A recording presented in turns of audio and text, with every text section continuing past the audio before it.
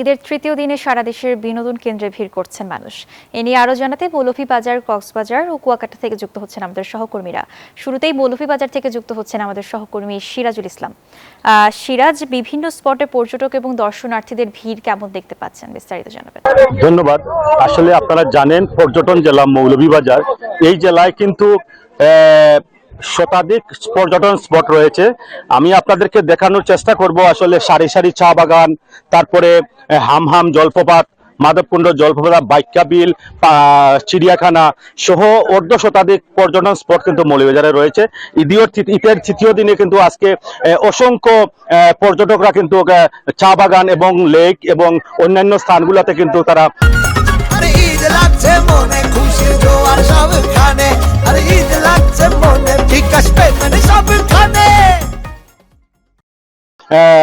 চালিয়ে ঘোরাফেরা করছেন।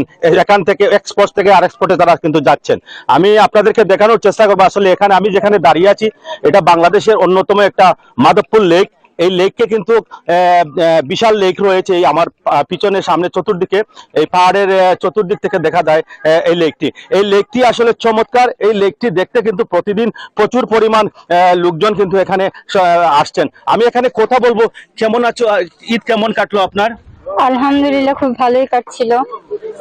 আর এখানে মা বাবাকে সাথে নিয়ে এখানে ঘুরতে এসেছি। প্লেসটা আমার দারুণ লেগেছে, অসম্ভব সুন্দর। আর সবাইকে আমার পক্ষ থেকে ঈদ মুবারক।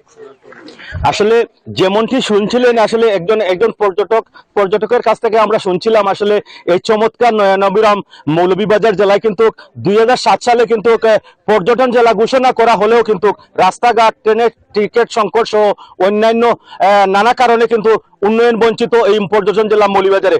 আমি ছিল মৌলভীবাজার থেকে। আমার কাছে পর্যটন নিয়ে ঈদের সর্বশেষ তথ্য।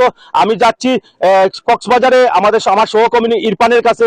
ইরফান সেখানকার আপডেট জানাবেন।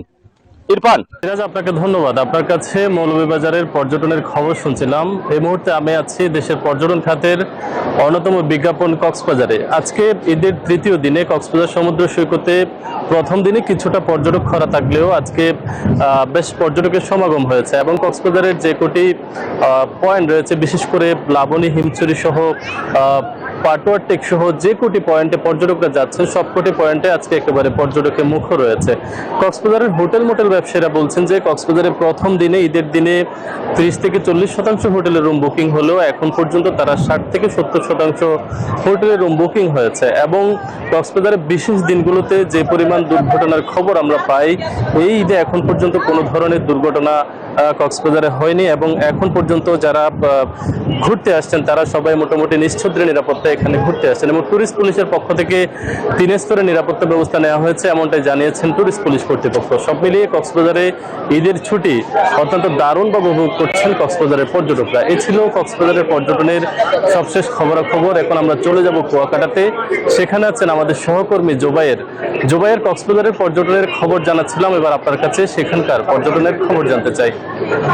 কুয়াকাটা সমুদ্র সৈকতে পর্যটকদের পদচারণা রয়েছে, তবে তুলনামূলক পর্যটক সমাগম অনেকটাই কম। গত 2 দিন এবং আজকেও পর্যটক সমাগম অনেকটা কম রয়েছে। ব্যবসায়ীরা প্রত্যাশা করছিল যে আজকে ঈদের তৃতীয় দিনে পর্যটক সমাগম হবে এবং পর্যটকের পদচারণা এই সৈকত মুখর থাকবে, কিন্তু আসলে তুলনামূলক পর্যটক সমাগম অনেকটাই কম। বিশেষ করে সাপ্তাহিক যে শুক্রবার, শনিবার ছুটির দিনগুলোতে এখানে যে পরিমাণ পর্যটক হয়, সেরকম পর্যটকও আজ ঈদের তৃতীয় দিনে নেই।